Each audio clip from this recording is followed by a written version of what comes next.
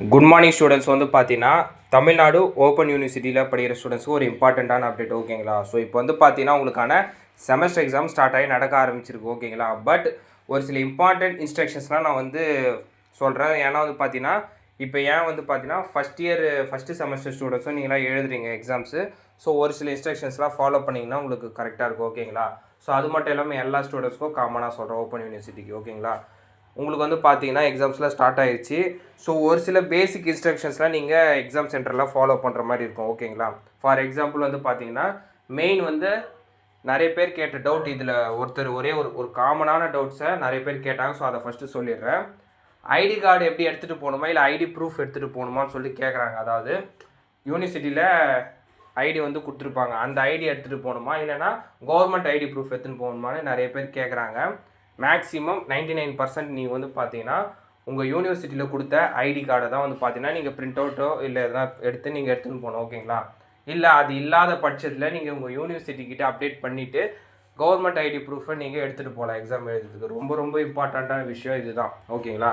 Next வந்து பார்த்தீங்கன்னா dress கோடில் வந்து பெரிய எந்த இஷ்யூ இல்லை, நார்மலான ஒரு ப்ராப்பரான ட்ரெஸ் கோடு எடுத்துகிட்டு போங்க. மெயின் வந்து பார்த்தா உங்களுக்கு கேல்குலேட்டர் அலோடு கிடையாது ஓகேங்களா. அதை பற்றி ஒரு சிலர் கேட்டிருந்தாங்க. கேல்குலேட்டர்ஸ் அலோடு கிடையாது. உங்களுக்கான எக்ஸாம் செஷன் 2 டைப்பாக தான் இப்போ நடக்கும். ஃபார்னூனுக்கு 10 AM to 1 PM, then afternoon section 2 PM to 5 PM உங்களுக்கு நடக்கும் ஓகேங்களா. ஸோ நெக்ஸ்ட் வந்து பார்த்தீங்கன்னா உங்களுக்கான ஸ்டேஷ்னரி திங்ஸ் எல்லாம் ப்ராப்பராக எடுத்துப்போங்க. மோஸ்ட்டாக பாரோ பண்ணுற மாதிரி வச்சுக்காதீங்க ஓகேங்களா.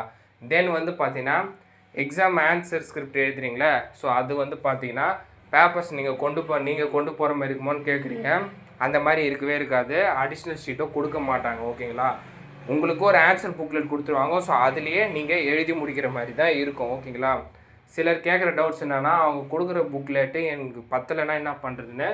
ஸோ அந்த மாதிரி இருக்க சான்சஸ் கிடையாது. ஏன்னா வந்து பார்த்தா மேக்ஸிமம் எவ்வளோ எழுத முடியுமோ அந்த அளவுக்கு கொடுத்துருப்பாங்க. நீங்கள் அதுக்கேற்ற மாதிரி பேஜஸ் கால்குலேட் பண்ணி நீங்கள் ஆன்சரை எழுதி முடிக்கிற மாதிரி தான் இருக்கும் ஓகேங்களா. ஸோ இது எல்லாமே பேசிக் திங்ஸு. ஸோ மெயினாக ஃபஸ்ட் இயர் படிக்கிற தமிழ்நாடு ஓப்பன் யூனிவர்சிட்டி ஸ்டூடெண்ட்ஸுக்கு நான் ஃபஸ்ட்டு சொல்கிறேன். ஏன்னா இப்போ தான் செமஸ்டர் எக்ஸாம்ஸ் எழுதுறாங்க. மற்ற ஸ்டூடெண்ட்ஸும் இதை ஃபாலோ பண்ணிக்கோங்க ஓகேங்களா.